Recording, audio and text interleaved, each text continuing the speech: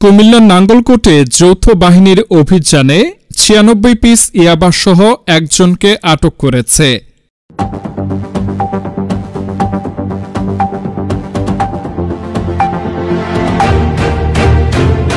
উপজেলা ঢালুয়া ইউনিয়ন দক্ষিণ বদরপুর গ্রামে সোমবার সন্ধ্যা যৌথ বাহিনী অভিযান পরিচালনা করে ছোটন নামের এক ইয়াবা ব্যবসায়ীকে ৯৬ পিস ইয়াবাসহ গ্রেফতার করা হয়। ছোটন ব্রাহ্মণবাড়িয়া জেলার কসবা থানার বাসিন্দা। সে দীর্ঘদিন ধরে ঢালুয়া বদরপুর সহ বিভিন্ন জায়গায় ইয়াবা, গাঁজা, মদ সহ মাদক ব্যবসা করেছে বলে স্থানীয় সূত্রে জানা যায়।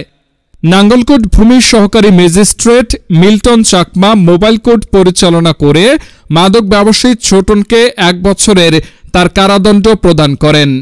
মঙ্গলবার সকাল ১১টার দিকে মাদক ব্যবসায়ী ছোটনকে নাঙ্গলকোট থানা থেকে কুমিল্লা কারাগারে পাঠানো হয় বলে জানিয়েছেন নাঙ্গলকোট থানা পুলিশ।